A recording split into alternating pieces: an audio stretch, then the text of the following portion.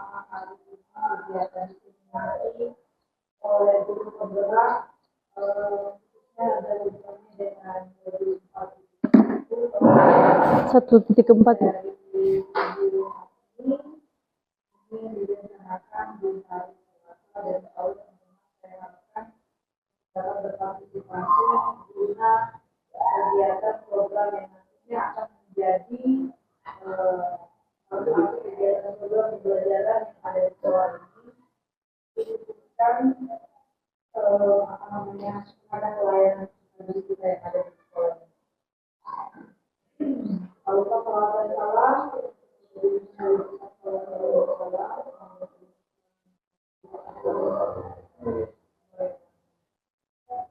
mari kita ketahui bahwa diskriminasi itu adalah pemberlakuan ya, informasi di mana semua teman-teman nantinya akan mengikuti hal-hal ini itu berupa gagasan, berupa inovasi dalam hal praktek pembelajaran nanti yang Bapak Ibu lakukan. Kemudian dalam hubungan ini nantinya inovasi akan memanfaatkan berupa dalam bentuk presentasi nanti kita akan mengikuti bersama. Ada beberapa hal yang akan disampaikan kalau tidak salah itu cakupan pada diskriminasi budaya positif itu nanti ada, ingat saya itu ada 5. Yang pertama itu adalah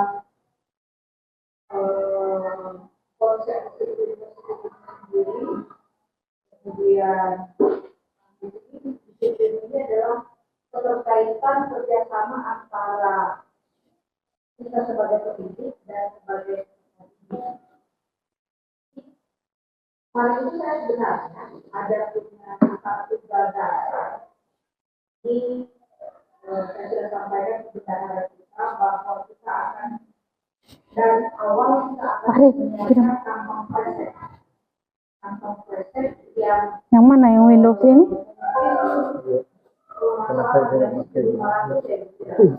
So itu kaya apa DP nama Windows, saya cari-cari mana ini deh, ternyata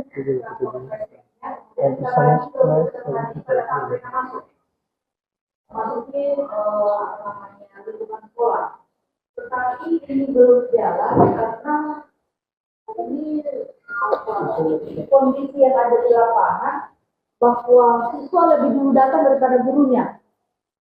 Nah, itu yang biasanya yang saya pantau.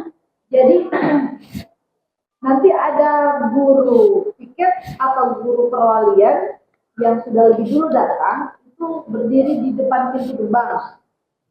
Di CPU itu kita terima mereka, terima dengan senyuman, dengan sapaan. Kemudian kita berikan kantong kresek ini. Tujuan kantong kresek ini untuk memungut sampah pada saat mereka akan konsumsi ringan yang ada yang mereka lakukan di lingkungan sekolah. Sehingga setelah mereka kembali ke sekolah, kembali ke rumah, kantong kresek ini masih tetap mereka kantongi atau diikat di kantong di tempat ban mereka punya rok atau celana, diikat di situ. Jadi setelah mereka keluar dari sekolah ini, kantong kresek itu akan terisi oleh sampah mereka sendiri. Akan kelihatan di situ. Kantong kreseknya akan ada yang terisi dan ada yang tidak. Kalau yang tidak terisi, kemana sampahnya? Oke lah kalau dia tidak melakukan tidak makan dan minum di sekolah, tetapi tidak masuk akal kalau ketika dia tidak makan dan minum di sekolah dari jam 7.15 sampai dengan jam 3 lewat, ya kan? Nah, jadi pasti lingkungan kita akan bersih kecuali daun-daun yang memang masih ada di daun-daun pohon yang memang ada di sekitar lingkungan sekolah. Tapi kalau sampah makanan mereka pasti tidak akan ada lagi kalau kita budayakan seperti itu. Nanti ini saya mohon bantuan dari teman-teman semua.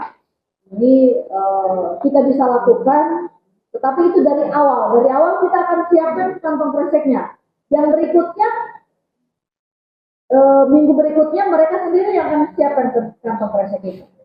Tidak selamanya kita sekolah yang menyiapkan kantong kresek. Ya, bisa ya teman-teman ya.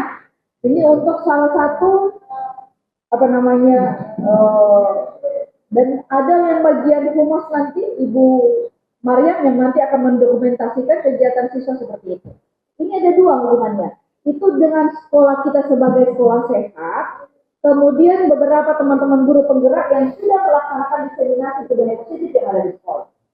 Ini kemarin sudah ada 2 orang guru penggerak, hari ini tidak hadir bersama kita dan sekarang sedang sementara berproses. Nah, ini sebenarnya kegiatan-kegiatan positif yang mereka lakukan kemarin itu belum terlihat sama sekali. Ya, kiranya ini menjadi perhatian untuk kita semua. Yang berikut adalah keyakinan kelas. Saya yakin dan percaya bahwa teman-teman yang ada di sekolah ini, di satuan pendidikan ini, pada saat akan masuk ke kelas itu selalu sudah melakukan kesepakatan. Misalnya tidak boleh bawa handphone, misalnya tidak bisa bermain pada saat pembelajaran. Ini adalah merupakan keyakinan kelas yang disepakati antara peserta didik dan pendidik. Kemudian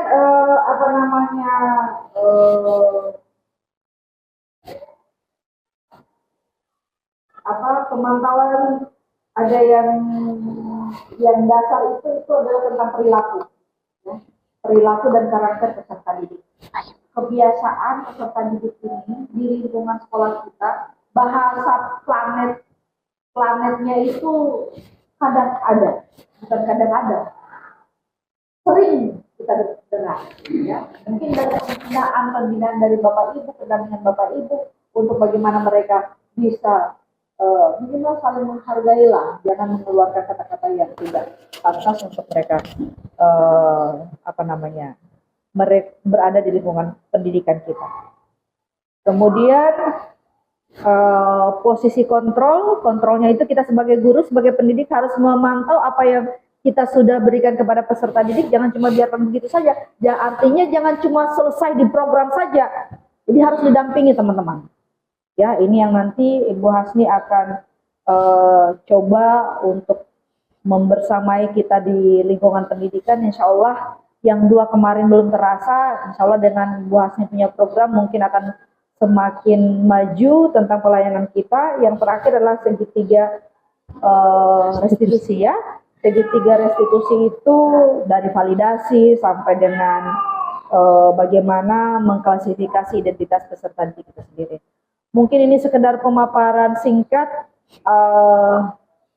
yang perlu saya sampaikan.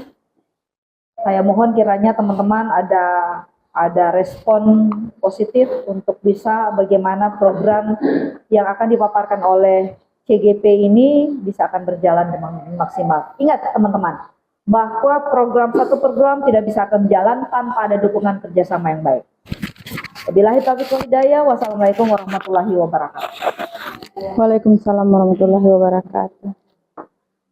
Terima kasih Ibu Kepala Sekolah. Pertama-tama marilah kita mengucap syukur kepada Allah Subhanahu wa Ta'ala karena hari ini diberikan kesempatan dan kesehatan sehingga Bapak Ibu bisa berkesempatan hadir di kegiatan diseminasi yang akan saya sampaikan. Salawat dan salam kita haturkan kepada Nabi Muhammad SAW. Semoga rahmat yang ada di pundak beliau sampai kepada kita. Amin, amin ya rabbal alamin. Yang saya hormati Ibu Kepala Sekolah, terima kasih sudah membuka kegiatan diseminasi pada siang hari ini.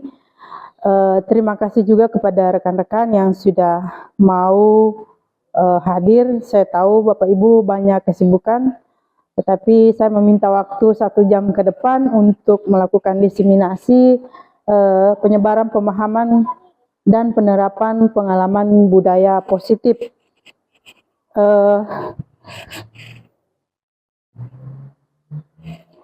Sebagai pengantar Bapak Ibu, di sini ada konsep pendidikan menurut Ki Hajar Dewantara. Ini konsep pendidikan menurut Ki Hajar Dewantara ini melibatkan akan pentingnya budaya dan lingkungan positif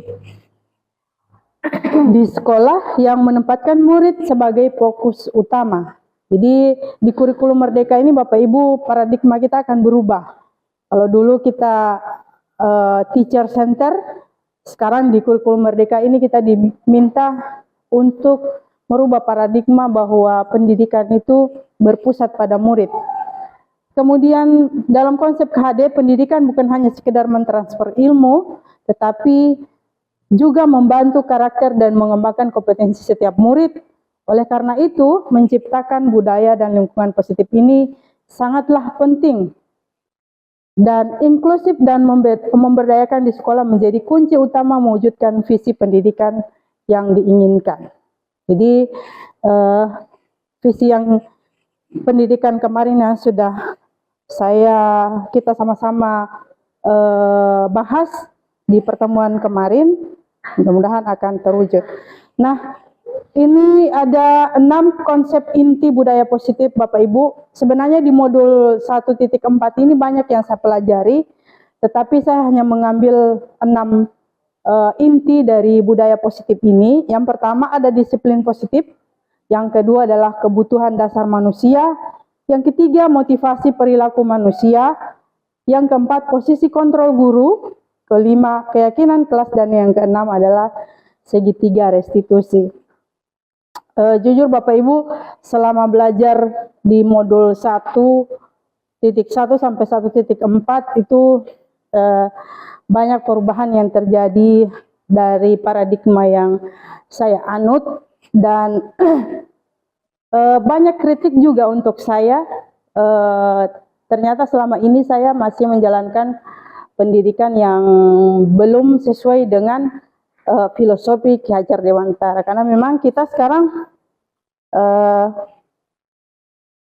menjunjung tinggi pendidikan berdasarkan filosofi pendidikan Ki Hajar Dewantara. Nah, pelajaran dengan paradigma baru Bapak Ibu, ini pembelajaran dengan paradigma baru merupakan pembelajaran yang dirancang berdasarkan prinsip pembelajaran berdiferensiasi. Nah, ini kami pelajari di modul 2.1, sekarang kami masih sementara belajar, sehingga murid belajar sesuai kebutuhan. Kenapa harus berdiferensiasi Bapak Ibu? Ini karena kita mengakomodir kebutuhan peserta didik. Dan berdasarkan tahap perkembangan, hal ini sesuai dengan teori psikologi modern untuk mewujudkan profil pelajar Pancasila. Ini sesuai dengan kurikulum kita ya. Kemudian, sekarang ada sedikit game Bapak Ibu.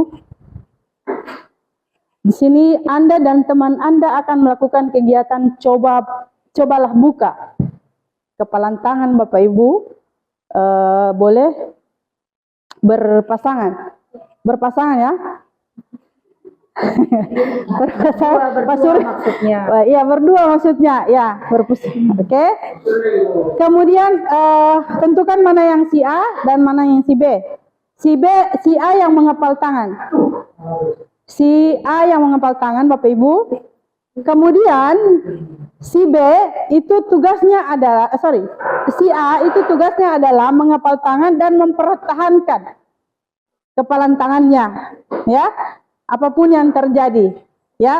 Tugas si B adalah berusaha membuka kepalan tangan, ya. Tugas si A adalah mempertahankan kepalan tangan. Jadi dipertahankan ini ya. Tugas si B lawan Bapak Ibu, teman pasangannya, tugasnya adalah membuka kepalan tangan itu. Ya. Bapak Ibu bisa yang B, Bapak Ibu bisa menggunakan segala cara. Bisa dengan bujukan, rayuan, atau memberi hadiah dan sebagainya. Asalkan pasangannya si A ini bisa membuka kepalan tangan. Oke, kita praktekkan 30 detik saja Bapak Ibu. Oke? Boleh 30 detik? Boleh mengintimidasi, boleh merayu, boleh, yang penting dia, iya, boleh menggelitik, boleh. Yang penting dia membuka kepalan tangannya. Oke. Iya, silakan 30 detik. Oke. Kita hitung 1, 2, 3, 4. Boleh merayu. Bayu boleh menggelitik. Oke? Oke ya. Oke, sekarang gantian. Yang tadi yang jadi posisi A gantian menjadi posisi B. Silakan membujuk temannya untuk membuka kepalan tangannya. Bapak Ibu, bayangkan yang ada di kepalan tangan ini ada sesuatu yang berharga untuk dipertahankan. Oke. Ada doi di dalam, Ada doi 5 miliar misalnya. Ya, silakan dipertahankan. Oke. Bisa ya? Oke. Boleh, silakan. Digelitik boleh, diancam boleh. Oke. Oke, sudah ya Bapak Ibu ya? Oke. Oke, sekarang kita diskusi. Tadi, apakah Anda yang A atau B itu kepalan tangan, membuka kepalan tangan? Mana yang tadi yang sempat membuka? Oke, kira-kira alasan membuka apa? Tidak mampu mempertahankan. Berarti tadi digelitik ya, ada intimidasi berarti. Oke, siapa yang mempertahankan tadi? Yang mempertahankan tidak sampai terbuka. Iya, alasannya? Alasannya kira-kira? Tidak, alasannya tidak membuka. Penggerak. Tidak. Saya membuka. Iya. Saya membuka. Iya, alasannya Pak? Saya kalau lama-lama takut cinta, jadi saya buka. Oke ya. Jadi sesungguhnya ada pertanyaan Bapak Ibu tadi ketika Anda menjadi A atau B, saya ingin bertanya, siapa yang memegang kendali? Apakah posisi A atau si B? B. Hah? Siapa yang memegang kendali? A. B kuat. Si A, kenapa Pak? Saya mempertahankan. Mempertahankan untuk tidak membuka. Akhirnya terbuka juga. Oh, dua-duanya bukan kendali. Betul. Berusaha membuka. Kan begini, kalau B itu berusaha membuka berarti dia tidak punya kendali. Yang punya kendali itu adalah si A. Dia mau membuka atau tidak? Benar tidak? Ya kan? Benar tidak? Kalau dia buka, tadi seperti jawabannya Ibu Sri, dia buka karena dia tidak tahan diintimidasi, digelitik tadi. Jadi dia terpaksa membukanya. Benar? Iya kan? Oke. Ini ada miskonsepsi Bapak Ibu sesuai dengan teori tentang teori kontrol Bapak Ibu. Ini yang sering kita lakukan sebenarnya, termasuk saya, mengilustrasikan bahwa guru itu mengontrol murid. Tanpa sadar Bapak Ibu kita mengontrol murid. Harus ini. Misalnya, contoh saya, pelajaran prosedur teks. Anak-anak harus praktek ini. Besok bawa ini ya. Dan anak-anak menuruti, itu berarti saya mengontrol murid. Ya, itu miskonsepsinya. Kemudian yang kedua, ilustrasi bahwa semua pengetahuan positif penguatan positif efektif dan bermanfaat. Dan biasanya kita mengiming-imingi peserta didik. Yang tadi juga tadi yang sempat membuka karena ada tekanan, ya, ada intimidasi, maka dia terpaksa membiarkan orang lain mengontrol dia. Sebenarnya dia bisa mempertahankan apa yang benar untuk dia, ya. Tapi karena ada intimidasi, ada penghargaan dan sebagainya, maka dia membuka, membiarkan orang lain mengontrol dia. Oke, yang berikut ilustrasi bahwa kritik dan membuat rasa bersalah mampu menguatkan karakter. Kita berpikir bahwa ketika kita mengkritik siswa, coba kau itu jangan begitu Uti, coba kau itu datang pagi. Coba dengar dulu, coba gunting rambut. Itu kritikan seperti itu kita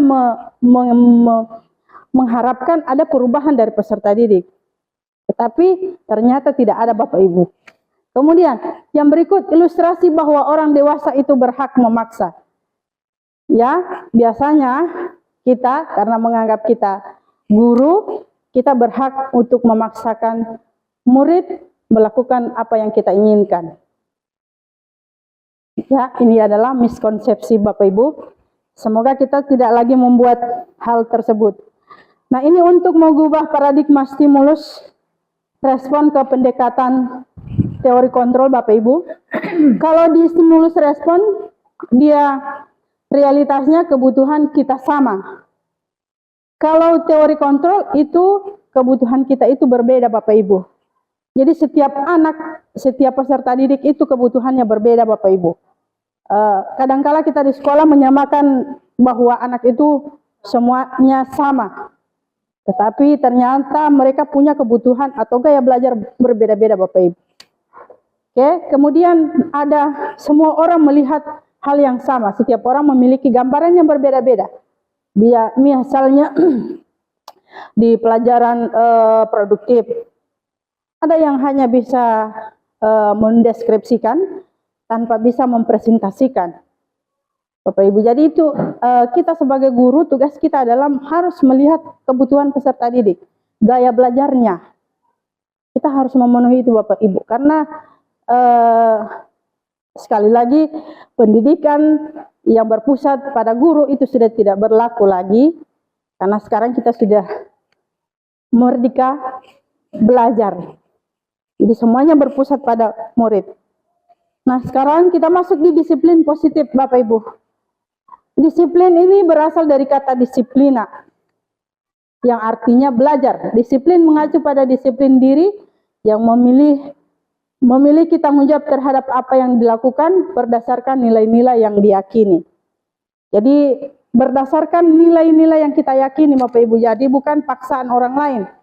Kemudian disiplin positif ini merupakan salah satu cara menerapkan disiplin yang bertujuan untuk menumbuhkan kesadaran serta memberdayakan peserta didik tanpa imbalan atau penghargaan atau reward atau ancaman ataupun hukuman. Jadi kita meminta peserta didik untuk bisa menerapkan budaya positif ini tanpa intimidasi Bapak Ibu. Artinya itu lahir dari kesadaran dirinya sendiri. Oh, saya harus datang ke sekolah tepat waktu. Bukan karena dia takut dihukum. Bukan karena dia takut atau dia mengingat bahwa kalau saya datang lebih awal saya akan dapat siswa berprestasi. Bukan karena itu, tetapi karena memang dia sadar dengan tanggung jawabnya bahwa dia harus mematuhi tata tertib sekolah. Seperti itu. Dan sebagai pendidik, ini tujuan kita adalah menciptakan peserta didik yang memiliki disiplin diri sehingga mereka berperilaku berdasarkan nilai-nilai kebajikan universal dan memiliki motivasi intrinsik atau motivasi dari dalam dirinya dalam perubahan perilaku ke arah yang lebih baik. Jadi sekali lagi untuk disiplin positif Bapak Ibu, saya tidak bisa mengerjakan sendiri seperti apa yang disampaikan oleh Bu Kepala Sekolah tadi di awal, bahwa penerapan disiplin positif di sekolah ini Bapak Ibu, kita butuh kerjasama. Bukan saya, bukan hanya guru BK, bukan hanya perwalian, tetapi kita semua Bapak Ibu harus bagaimana menjalankan disiplin positif di sekolah.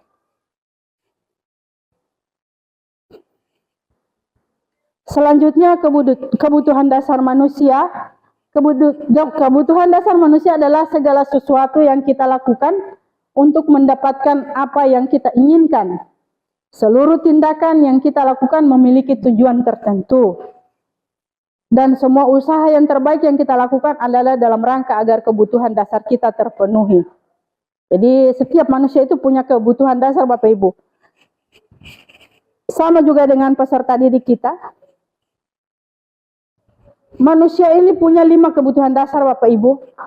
Yang pertama adalah bertahan hidup.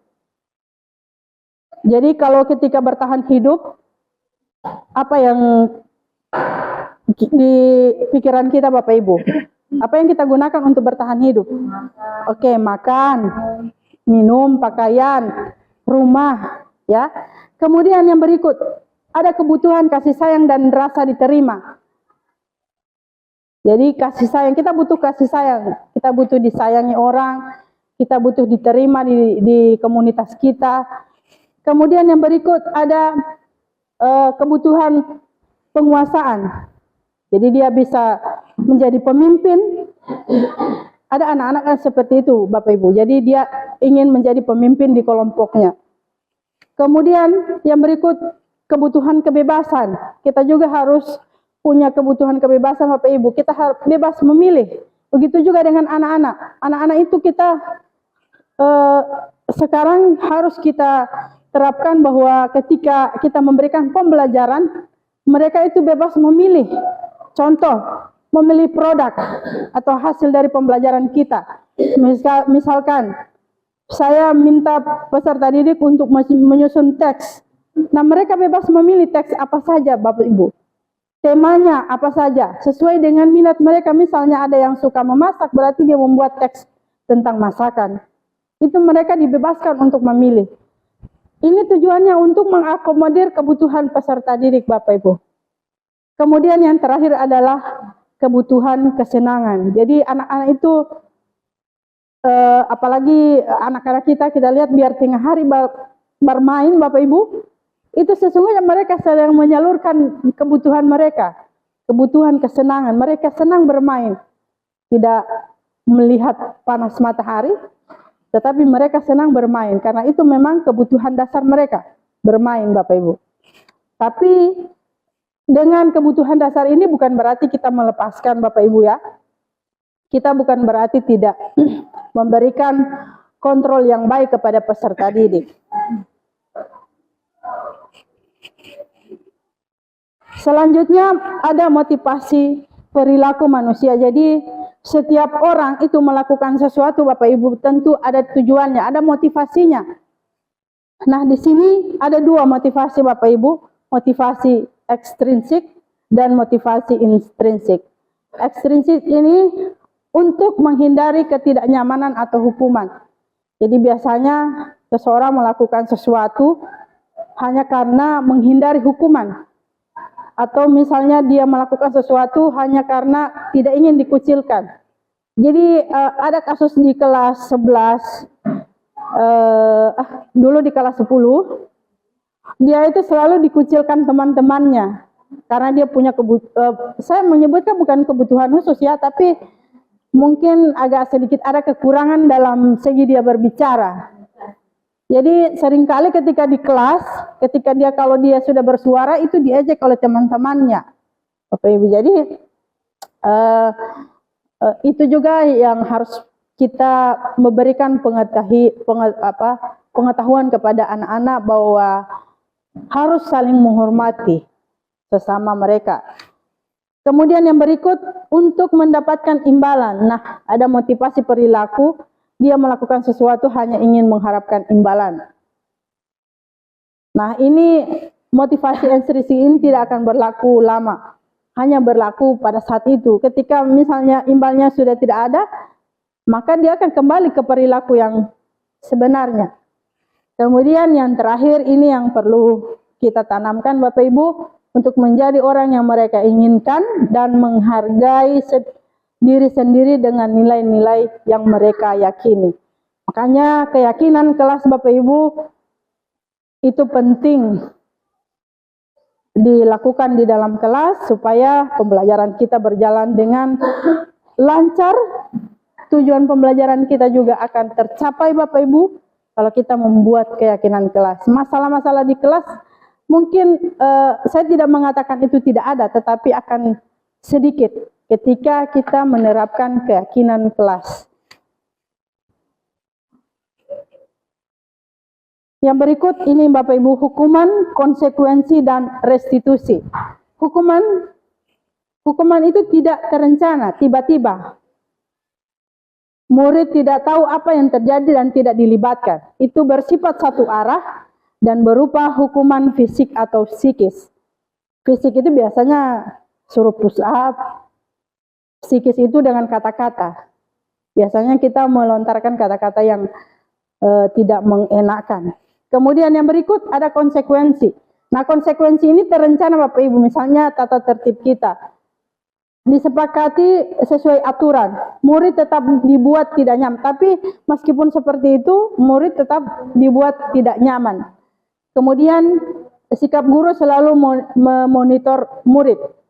Yang terakhir adalah restitusi. Ini proses menciptakan kondisi bagi murid untuk memperbaiki kesalahan. Jadi sekali lagi restitusi selalu akan menciptakan yang salah itu diperbaiki. Ya, jadi bukan dikritik, tapi yang salah akan diperbaiki. Kemudian proses kolaborasi yang mengajarkan murid untuk mencari solusi sendiri. Jadi solusinya bukan kita sebagai guru yang menghadirkan solusi, tetapi kita menanyakan kepada murid tersebut kira-kira solusinya seperti apa. Kita lihat contoh kasus Bapak Ibu.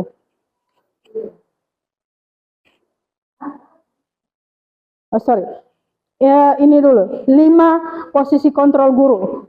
Nah, sekarang Bapak Ibu, kira-kira di antara 5 ini kita berada di mana? Yang pertama adalah penghukum. Yang kedua, pemberi rasa bersalah. Pemberi rasa bersalah, saya kasih contoh ya. Misalnya begini, rugi sekali orang tuamu kasih sekolah, lalu kau datang di sini tidak belajar. Itu anak merasa bersalah kepada orang tuanya. Kemudian yang berikut menjadi teman.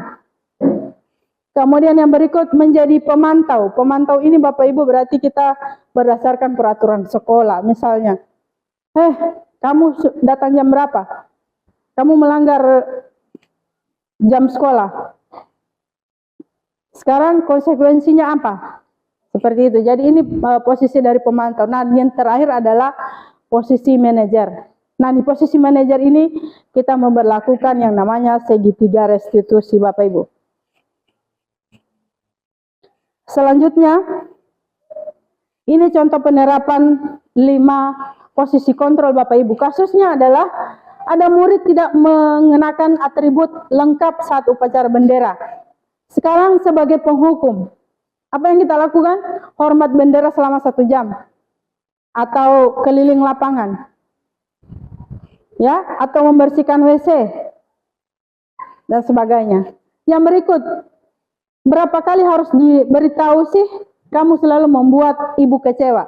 Jadi ini pemberi rasa bersalah. Jadi kita memberi rasa bersalah berarti anak itu merasa bersalah ketika dia tidak mengenakan atribut, dan itu selalu kita sampaikan kepada anak-anak. Kemudian yang berikut, ayo dong ikuti aturan sekolah, bantu ibu sekali ini saja. Sudah, tidak apa-apa lain kali, jangan begitu lagi ya. Nah, ini posisi kita sebagai teman. Jadi memaklumi kesalahannya, ya, dan tidak ada solusinya. Yang berikut, sebagai pemantau. Kamu sudah melanggar aturan sekolah. Setelah ini, kamu beli atribut sekolah. Jadi dia, kalau pemantau ini Bapak Ibu, dia menyesuaikan dengan peraturan. Kemudian yang berikut, yang terakhir adalah posisi manajer. Apa kau tahu kesalahanmu? Ini pertanyaan kepada peserta didik. Apa kau tahu kesalahanmu? Jadi kita harus memvalidasi kesalahannya Bapak Ibu, supaya anak itu tahu kesalahannya apa. Dia akan menjawab mungkin, oh kesalahan saya Bu tidak memakai atribut lengkap. Kemudian kita akan menawarkan solusi dari dirinya. Apa yang akan kau lakukan untuk memperbaiki kesalahannya? Jadi ketika dia menjawab, oh kalau begitu Ibu mungkin minggu depan saya akan beli atribut. Artinya solusi itu hadir dari peserta didik, bukan dari kita Bapak Ibu.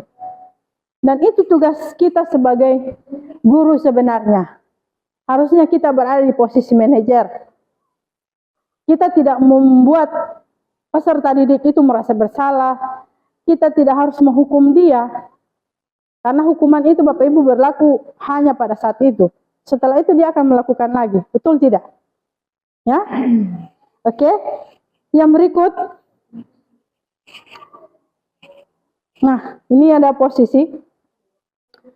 Kalau ada kalimat, saya kecewa sekali dengan kamu. Kira-kira ini posisi yang mana, Bapak Ibu?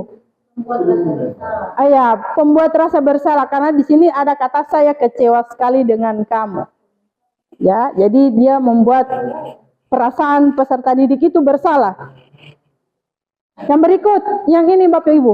Kira-kira posisi kontrol apa? Manajer. Oke, manajer, benar ya? Karena di sini dia menanyakan langsung kepada peserta didik, kira-kira bagaimana caramu menyelesaikan masalahmu. Jadi solusi itu bukan kita yang buat Bapak Ibu, tetapi peserta didik. Oke, yang berikut, kamu tidak akan tuntas jika belajar dengan baik. Membuat rasa bersalah. Iya, membuat rasa bersalah.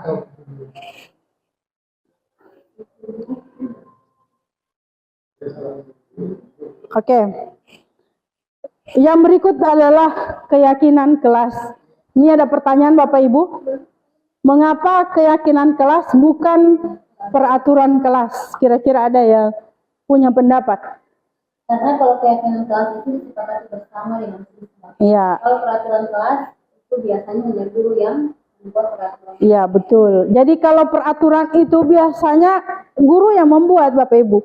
Tidak boleh menyontek. Tidak boleh terlambat. Ya. Kalau keyakinan kelas, kita buat bersama dengan peserta didik Bapak Ibu. Jadi kita ambil waktu luang dengan peserta didik. Sebelum Bapak Ibu mengajar, buat keyakinan kelas Bapak Ibu. Suruh mereka menuliskan keyakinan kelas mereka dari mereka sendiri. Artinya begini, mereka menghadirkan peraturan yang mereka buat sendiri. Bukan kita yang menawarkan, tapi mereka membuat sendiri yang kemudian mereka bisa menerapkan di dalam kelas.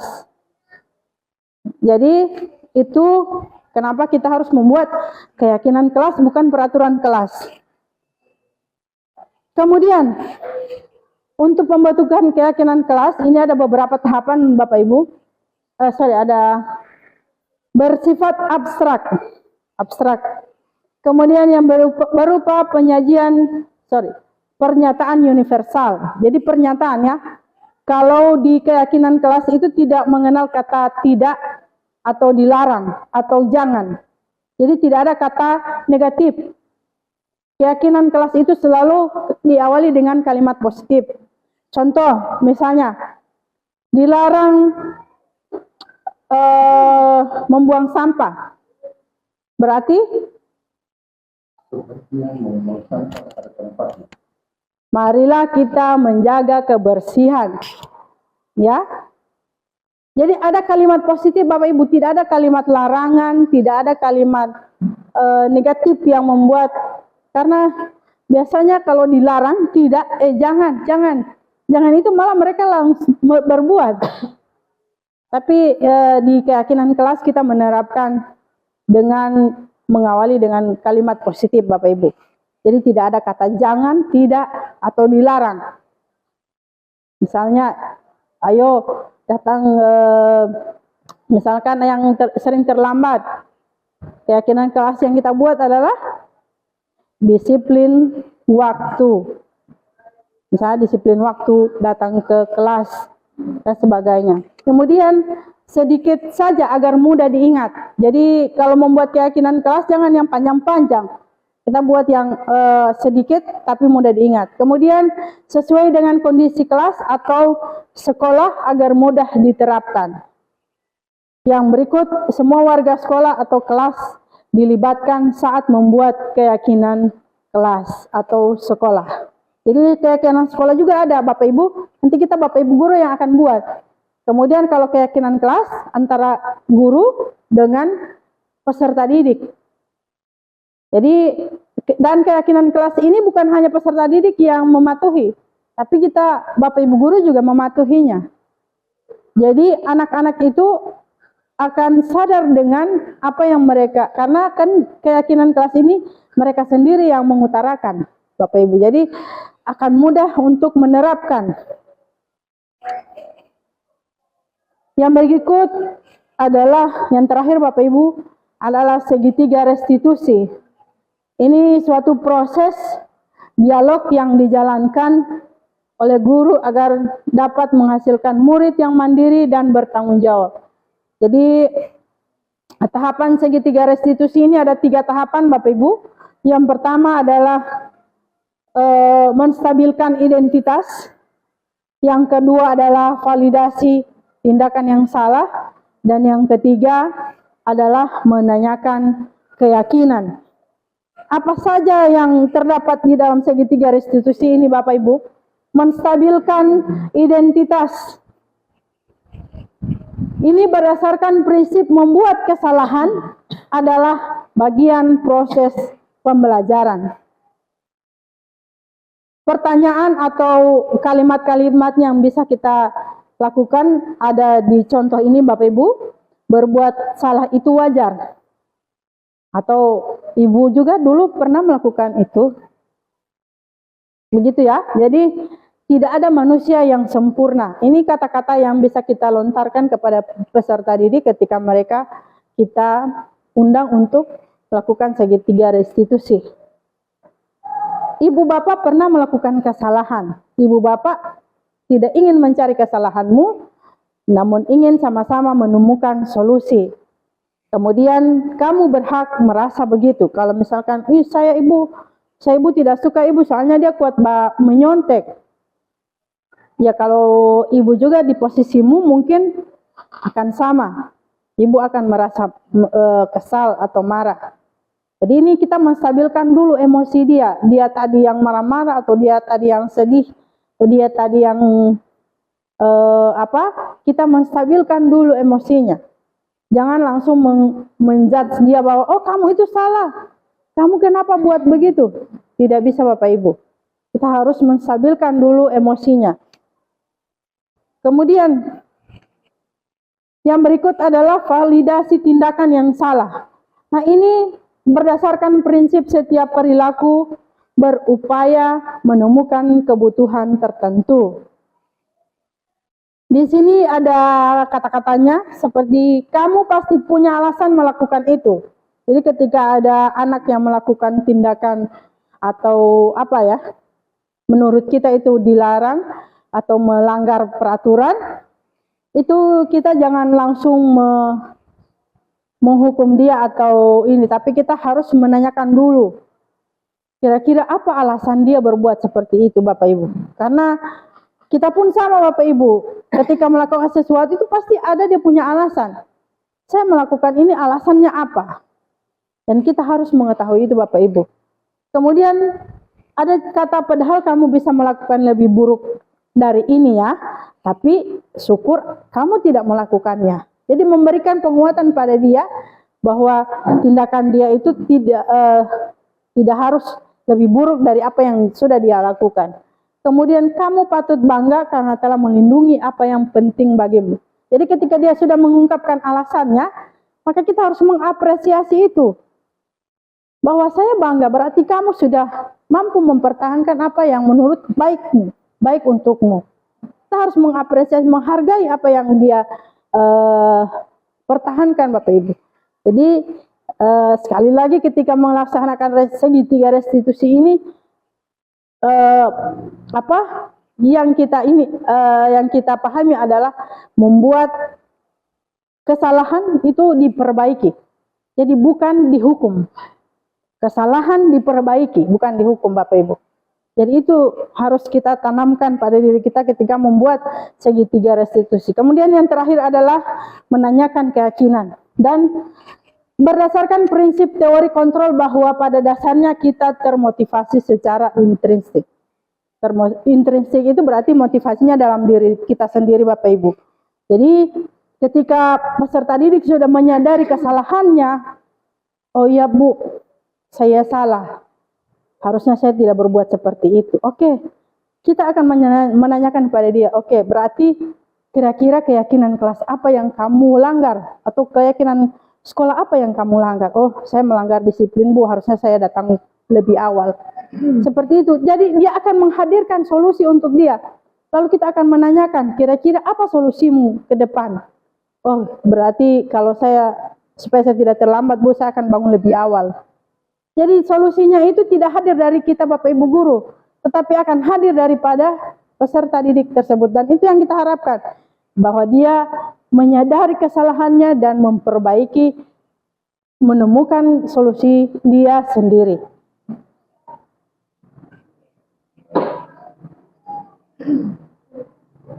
Ini contoh segitiga restitusi, tapi tidak bisa saya putar di sini Bapak Ibu.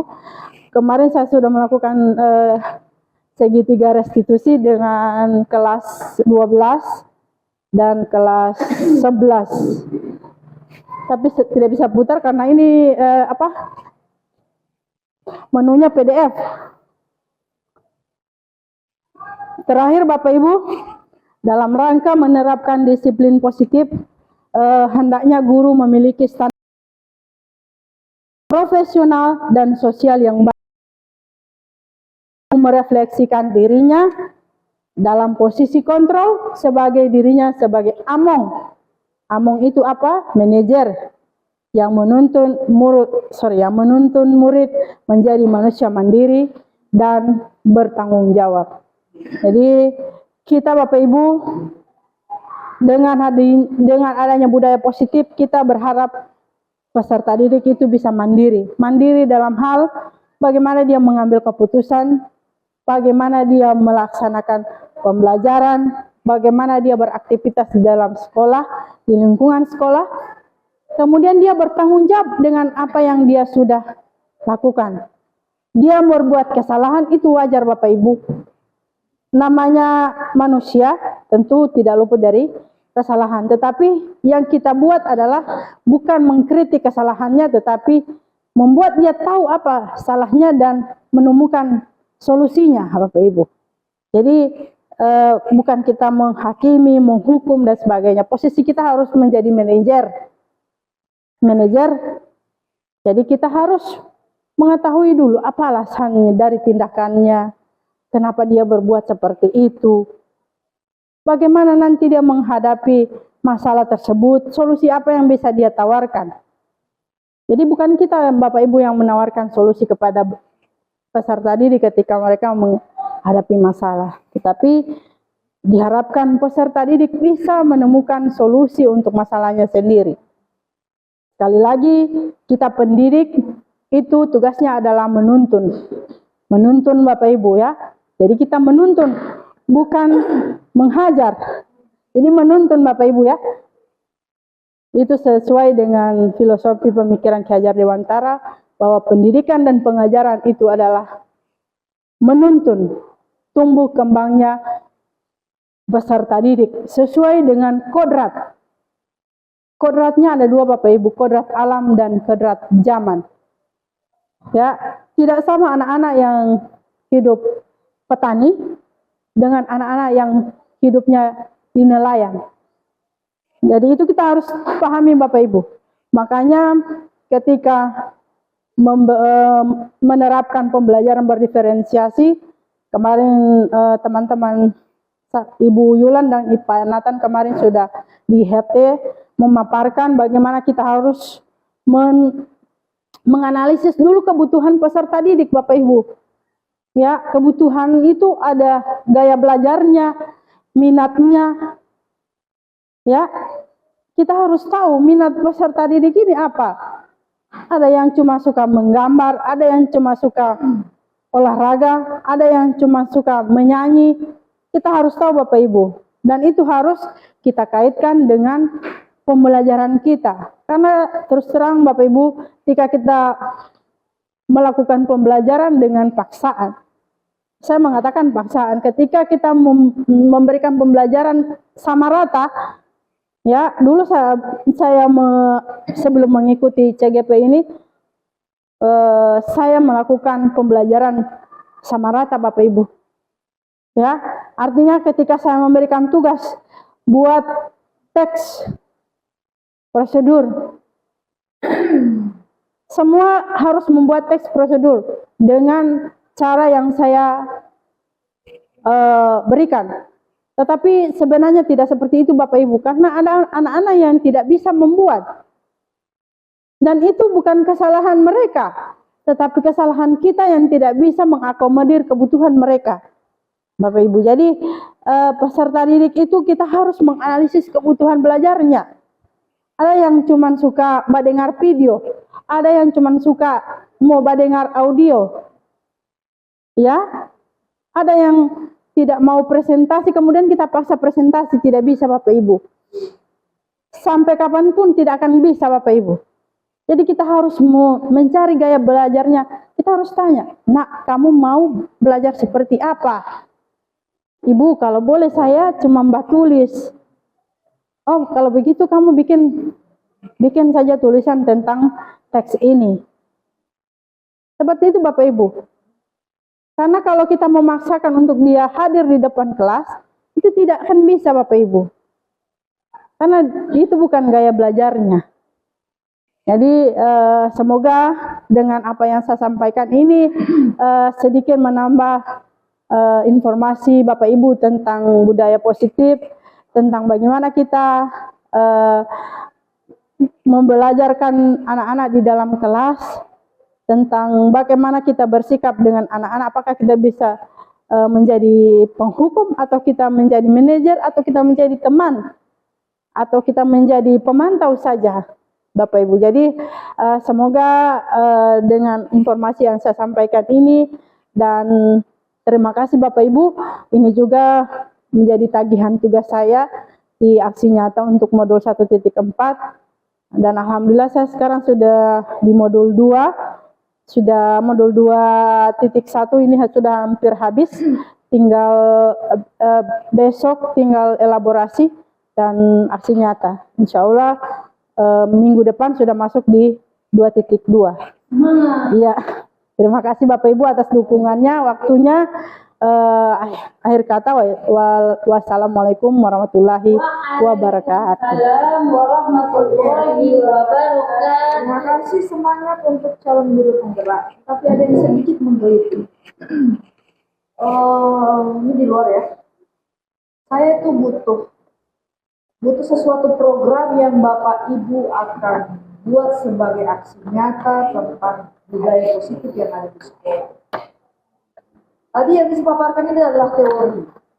100% adalah teori tentang diseminasi, apa yang akan disampaikan, apa yang harus kita buat. Tetapi program apa yang Bapak Ibu akan angkat berhubungan dengan peserta didik yang ada di sekolah ini. Teman-teman, tadi saya perhatikan yang fokus itu cuma 4% kayaknya. Cuma Pak Surin, Ibu Yulan, Pak Kadir. Yang lainnya itu entah kemana, ada yang kerja apa sebenarnya. Jadi teorinya itu mungkin cuma bisa dibagi saja. Teori yang disampaikan tadi mungkin bisa dibagi sama teman-teman. Karena jujur saya sampaikan bahwa dalam pengamatan saya teman-teman itu tidak fokus. Apa yang disampaikan itu mereka tidak fokus apa yang disampaikan. Tetapi saya ingin melihat aksi nyata yang Ibu akan buat di sekolah ini berhubungan dengan budaya positif yang apa yang mungkin yang Ibu akan buat yang bisa merupakan satu inovasi lah di sekolah ini supaya teman-teman bisa, dan itu nanti akan meningkatkan Ibu punya penilaian khususnya di PNM, karena itu dia hubungannya dengan berbagi baik. Jadi apa yang bisa, yang akan diunggulkan, yang akan diambil dari program ini, sehingga ya kita bisa lihat semua itu ada merupakan satu inovasi yang Ibu bisa buat dan nanti akan dipaparkan dan akan dibuatkan dalam satu video aksi nyata yang mungkin akan bisa memberikan plus nilai buat Ibu nanti. Baik Bu. Iya. Karena tadi saya sudah dengar ada di kelas 11 dan kelas 12 tentang restitusi segitiganya. Teman-teman itu tidak tahu apa yang Ibu buat sebenarnya, sehingga mereka itu bisa meniru begitu. Meniru berarti bisa mencontoh hal-hal yang positif yang mungkin mereka bisa bawa juga di kelas, dan ini mungkin saya pikir hal-hal yang baik. Karena seseorang itu tidak harus merasa wah dengan sesuatu yang dia temukan, tetapi dia akan merasa wah ketika orang lain mampu untuk menggunakan apa yang dia sebarluaskan. Silakan. Iya. Ya, kalau Bapak Ibu ingin melihat video saya nanti saya bagikan. Ibu Yula juga mungkin bisa membagikan video kemarin yang untuk segitiga restitusi. Jadi karena segitiga restitusi ini Bapak Ibu siapapun bisa melakukan. Bukan, maksud saya program ibu yang ibu ambil untuk budaya positif di sini itu apa? Kalau saya Bu, karena kemarin kita diminta untuk memilih oleh fasilitator, jadi saya hanya memilih keyakinan kelas karena memang saya belum pernah membuat. Kan dia ada 5. Saya belum pernah membuat keyakinan. Terus terang saya ada 5, termasuk Iya. dalamnya adalah keyakinan kelas. Nah, keyakinan kelas yang seperti apa? Mungkin teman-teman yang lain beda dengan Ibu Yulan, beda dengan Pak Nathan. Mungkin Ibu punya inovasi yang lain lah untuk keyakinan kelasnya. Itu yang saya. Jadi kalau keyakinan kelas kemarin di rancangan aksi saya itu saya akan mendokumentasikan di kelas masing-masing. Jadi nanti saya akan membeli karton, mendokumentasikan di kelas masing-masing. Jadi peserta didik itu setiap hari lihat itu keyakinan kelas. Mereka akan lihat setiap hari, setiap datang di sekolah ada keyakinan kelas yang mereka buat, Bapak Ibu. Jadi kemudian yang berikut selain mereka membuat itu ada penandatanganan keyakinan kelas. Jadi anak-anak itu kita buat untuk menyepakati untuk menerapkan apa yang mereka tulis sendiri, apa yang mereka buat sendiri. Jadi kemudian saya juga mulai merubah sikap dengan anak-anak, Bapak Ibu. Dulu saya memang penghukum, saya selalu menghukum anak-anak, menghardik dan sebagainya. Dan ternyata sikap itu salah, Bapak Ibu. Jadi karena setelah belajar di modul ini banyak sekali pelajaran yang didapatkan, terutama keseharian kita sebagai guru, dan tentu penerapannya tidak sekaligus tetapi bertahap, Bapak Ibu. Mulai dari diri kita sendiri, memperbaiki sikap, itu yang pertama. Kemudian yang kedua berkaitan dengan kesiapan kita masuk di dalam kelas. Bagaimana betul kata Ibu Kepala Sekolah kemarin, kalau tidak siap jangan masuk kelas. Ya, kalau tidak siap di sini bukan hanya Bapak Ibu tahu materinya di dalam kepala, tetapi bagaimana membagi ilmu kepada peserta didik, dan itu ada bukan hanya anak-anak tahu teorinya, tetapi mereka memanfaatkan informasi yang mereka dapat itu untuk kehidupan mereka selanjutnya, bukan pada saat itu saja. Yaitu insya Allah Oke, keyakinan kelasnya itu bagus. iya. Mungkin saya bisa kasih sedikit masukan. Di keyakinan kelas itu biasanya yang umum yang disepakati, ya kan? Iya, Bu. Dilarang membuang sampah, misalnya gitu. Kemudian keluar masuk pada waktunya. Ada mungkin satu yang akan lebih bermanfaat dan bisa berguna, nilai plus buat ibu punya mata pelajaran, apalagi bahasa Inggris. Iya. Karena bahasa Inggris yang ada di mana saja, sekalipun di kota besar, yang namanya bahasa Inggris, matematika, dan eksak itu sangat membosankan bagi sekolah. Bagaimana di kesepakatan kelas itu, siswa mampu untuk menciptakan lagu dalam berbahasa Inggris dengan benda-benda yang ada di lingkungannya. Dan setiap hari itu, setiap kali akan melakukan proses pembelajaran itu, satu-satu diundang. Kemudian dia akan, atau walaupun bukan dalam bentuk lagu, dalam bentuk puisi, kemudian artinya structure ya, atau kosakata yang mereka akan memiliki itu kan lebih meningkat. Misalnya meja itu dalam bahasa Inggris apa, kursi dalam bahasa Inggris apa. Setiap orang akan dilatih seperti itu, maka saya yakin dan percaya mereka dalam berbahasa Inggris mereka akan lancar. Iya. Bisa dimasukkan. Baik, Bu. Karena hal-hal yang sobasi, duluan juga PPKN kasih masuk ini, Pak Yunatan juga kasih masuk ini, kayaknya sudah. Hal-hal yang inovasi itu yang baru, yang tidak sama dengan yang lain itu, yang mungkin sekarang itu yang dicari. Maksud saya. Jadi kalau setiap hari, setiap proses pembelajaran jadwal bahasa Inggris, mereka sudah siap 5 kata dalam bentuk bahasa Inggris, sesuatu yang luar biasa untuk mereka bisa nilai di mereka sendiri. Betul, Bu. Ya kan? Ya. Hari ini mereka tidak tahu meja itu apa. Nah, dengan kesepakatan kelas minggu depan, seperti ini permainan kita. Nah, mereka sudah mulai siap. Jadi kita melatih mereka itu dari hal-hal yang kecil, maka mereka akan terbiasa dan terlatih. Itu mungkin masukan dari saya. Ya, insya Allah bisa di. Teman-teman yang lain juga bisa bagaimana cara mengukur, sama dengan ini orang geografi menghafalkan wilayah yang ada di Indonesia, dia lakukan itu dari Sabang sampai Merauke. Ya dulu kita juga begitu. Iya kan, kita justru tahu begitu dari Sabang sampai Merauke, dari Sulawesi ibu kotanya apa, kemudian Gorontalo ibu kotanya apa, itu dilakukan itu. Dulu kita tuh hafal, kita tahu, tapi sekarang coba tanya, Manado tuh DT ibu kota apa, Sulawesi Utara ibu kotanya apa, dulu mana itu udah nggak tahu. Iya. Nah, gadget ini sudah menguasai, mereka punya ada hal-hal yang positif juga. Oke, ada hal-hal yang negatif yang justru banyak yang masuk yang mereka tidak sadar. Nah, kita ini sebagai pemantau, kita ini sebagai filterisasi. Nah, kita sebagai pendidik, maka kita mulai dari sekarang bagaimana caranya untuk dapat mendampingi teman-teman yang khususnya di SMK ini yang pembelajarannya sudah remaja ke dewasa. Jadi tidak ada lagi sistem kekerasan, tidak ada lagi apa yang disampaikan kita sebagai penuntut, bukan penuntut. Iya. Kalau menuntut berarti itu kembali ke zaman dinosaurus. Sekarang mari kita menuntut bagaimana hal-hal yang terbaik, dan saya yakin dan percaya bukan dari CGT saja, bukan dari Grup Gerak saja bisa melahirkan satu inovasi. Saya yakin dan percaya kalau Bapak Ibu memang betul-betul yakin Ibu Bapak sebagai pendidik yang handal, yang memang betul-betul dibutuhkan oleh peserta didik, saya itu bisa. Lagi sekarang sudah ada 6 calon guru profesional.